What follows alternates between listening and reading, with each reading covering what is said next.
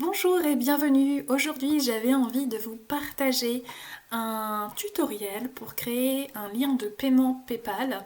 Alors j'aurais pu le faire pour Stripe, mais je trouve que PayPal est plus intuitif pour ça, sachant que l'un comme l'autre, on va retrouver des frais qui vont être pris sur vos prélèvements à hauteur. Alors ça dépend des conditions générales de vente, mais en moyenne, je crois que c'est 2,9% du prix du montant plus 30 centimes par vente. Donc ça signifie quoi? Ça signifie que vous ne payez pas vraiment, sinon quand vous faites un paiement, ce qui est plutôt intéressant. Il faut juste savoir que vous allez avoir des charges quelque part de prix sur votre paiement.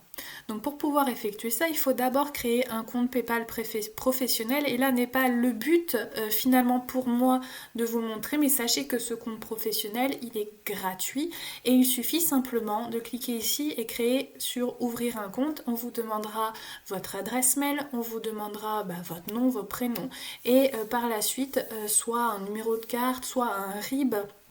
Moi je préfère le RIB personnellement pour que vous puissiez effectuer les virements du compte PayPal vers votre compte perso. Ça c'est l'inconvénient qu'il y a par rapport à Stripe où Stripe tous les 3 jours après le paiement reçu vous le fait naturellement de manière automatisée. Bref, revenons, nous sommes à PayPal et donc là je vais me connecter pour que vous puissiez voir comment ça se passe.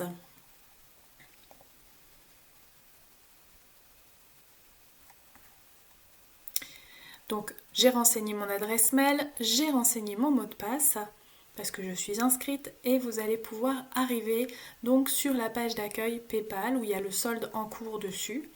Et vous allez voir donc le nom de votre entreprise en fonction de ce que vous aurez renseigné. Ici vous avez donc la page le plus simple, vous pouvez émettre des factures, créer des liens, etc. et suivre tout ce qui se passe par ici, tout ce qui va être fait. Ici, on va aller dans effectuer et accepter des paiements. Vous cliquez simplement et vous allez avoir tout ceci qui va être proposé par rapport au fait de demander ça. Et nous, ce qui nous intéresse ici, c'est le bouton PayPal. Donc on clique sur effectuer et accepter des paiements, on va dans accepter des paiements et on va cliquer sur bouton PayPal. Ici, on va vous proposer différents types de boutons en fonction de ce que vous voulez faire et c'est ça aussi qui est intéressant. Moi, ajouter au panier, je trouve que c'est plus adapté pour des produits physiques qu'on va vendre. Acheter, c'est plus simple pour des services. Et si vous voulez faire des abonnements, vous pouvez faire des abonnements. Quelle est la différence entre le smart bouton et acheter? Eh bien, simplement que c'est plus simple pour certains appareils. Néanmoins, moi je préfère revenir sur quelque chose de standard et donc je vous conseillerais de faire plutôt acheter et s'abonner, mais c'est probablement lié à mes propres croyances. Et en tout cas, je n'ai jamais essayé de vendre sur les réseaux sociaux, mais si vous vous sentez appelé, c'est assez simple, il suffit de suivre en fait les indications. De même que si vous avez envie de faire des boutons faire un don, vous pouvez aussi très bien les créer en cliquant en fait sur ce que vous souhaitez faire. On va aller prendre le plus simple et on va aller dans acheter. Il suffit de cliquer simplement dessus pour dire que c'est le type de bouton que vous avez envie de faire. Et vous allez en fait avoir la page de création. Alors, ici, vous avez le type de bouton, mais vous pouvez encore changer ici si vous voulez faire panier, acheter, don, abonnement, etc. On reste sur acheter. Ici, vous mettez le nom de l'objet que vous souhaitez faire. Donc pareil, par exemple, on pourrait dire séance, coaching, 1 heure. Si ça veut bien fonctionner. Non, ça ne veut pas fonctionner, mon chiffre, visiblement. Je vais réessayer ici. Voilà, c'est mieux.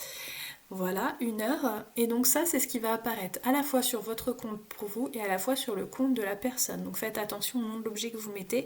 Il faut que ce soit pertinent pour tout le monde. Ici, vous pouvez mettre le prix de votre choix. Donc admettons que ce soit, je sais pas moi, 100 euros. J'aime bien les chiffres ronds. Tiens, il veut vraiment pas de mon clavier ici. 100 euros. Donc vous mettez le chiffre. Ici on vous propose des options, par exemple ajouter un menu déroulant avec plusieurs prix et plusieurs options. Vous pouvez voir l'exemple qui est proposé si vous le souhaitez. Ça va apparaître dans une autre fenêtre que je vais vous baisser pour que vous puissiez voir. Ici, et vous voyez petit, moyen, grand et vous pouvez personnaliser les chiffres. Là c'est juste un exemple. Vous avez aussi avec un menu déroulant, vous avez une nouvelle fois un exemple ici qui a disparu, qu'on va faire réapparaître par là, qui va vous proposer petit, moyen, grand. En fait, c'est un peu la même chose et qui va faire que vous pouvez le faire. Vous pouvez faire ajouter un champ texte, c'est-à-dire, donc en fait, je vous ai pas dit, mais sur votre gauche, non, sur votre droite plutôt, vous avez donc le bouton, comment l'apparence qu'il va avoir, je cherche mes mots, et donc si vous mettez, si vous rajoutez par exemple apparence, ce sera le titre qui sera au-dessus du bouton, hop, vous verrez apparence apparaître. Vous pouvez rajouter d'autres champs texte, comme vous pouvez le supprimer pour revenir à quelque chose de plus simple. Dans le cadre des ventes de produits, vous avez aussi la possibilité d'ajouter les frais de transport. Admettons ici que ces frais de transport s'élèvent à 6 €, et bien il y aura 6 € de prix. Vous pouvez aussi parler de la taxe, utiliser le taux de taxe, donc si on est à 19, on va dire 19% pour que ça marche plus facilement, ça apparaîtra aussi ici. En tout cas très simple. Ici, vous avez le choix entre choisir un identifiant de compte marchand sécurisé ou choisir votre adresse mail.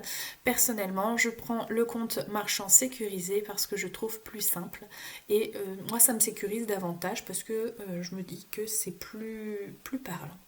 Ici, c'est dans le cadre où vous avez des produits et où vous voulez créer des stocks. Donc, effectuer le suivi de stock. Ici, on va vous dire combien de stocks. Donc, si par exemple, si on reprend le produit de la séance de coaching, si vous ne voulez pas en vendre plus de 10, eh bien, vous mettrez la quantité ici prévue. Et vous pouvez aussi créer une alerte, c'est-à-dire qu'au bout de, je sais pas, 7 séances vendues, vous allez recevoir un mail pour vous dire attention, il ne reste que 3 produits en route. Le prix sera le même en fonction de ce que vous avez envie de faire. Si vous avez envie de faire la suivi des pertes et profits, vous pouvez très bien le faire aussi. C'est tout ce que permet l'étape numéro 2. Et là, vous avez aussi la possibilité de proposer des achats, même s'il y a une rupture de stock, pour le cas où les stocks reviendront. Ensuite, très simple, on va vous proposer de personnaliser votre page de paiement, c'est-à-dire que vous pouvez proposer de modifier ou pas les quantités demandées. Donc si vous voulez que la personne puisse modifier, eh bien vous cliquerez oui. Si vous voulez qu'elle ne modifie pas, vous cliquerez non.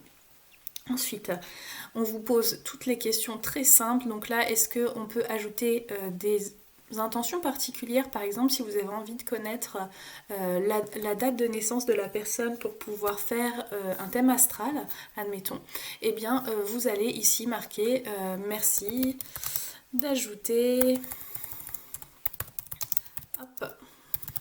votre date de naissance. Voilà. Si vous avez besoin de l'adresse de livraison, il faut aussi le spécifier, ce qui paraît logique quand vous avez des frais de port. Et ensuite, là, c'est les redirections. Donc, c'est-à-dire que vous pouvez créer des liens de redirection dans le cas où la personne annule son paiement. Ou vous pouvez créer un lien de redirection s'il termine son paiement, ou quand plutôt il termine son paiement. C'est-à-dire que on reste sur la séance de coaching, le paiement est effectué et vous pouvez le rediriger par exemple sur votre calendrier pour que la personne puisse prendre rendez-vous avec vous directement. Et après, tout simplement, eh bien, vous allez faire créer le bouton. On clique, on attend que la page s'ouvre et vous allez vous retrouver avec cette page ici tout simplement où on vous explique comment ça fonctionne. Donc dans le cadre d'un site web, il vous suffira juste de sélectionner le code, de faire copier et de rajouter le code HTML dans le cadre de votre site internet si vous avez envie que ça ait cette apparence là. Par contre, vous avez aussi une autre possibilité, c'est-à-dire que vous pouvez créer un bouton avec votre site et rajouter un lien. Et le lien, il va se situer dans l'encart email qui est juste là. Et pareil, vous sélectionnez, vous faites copier, vous faites coller et vous avez ce lien.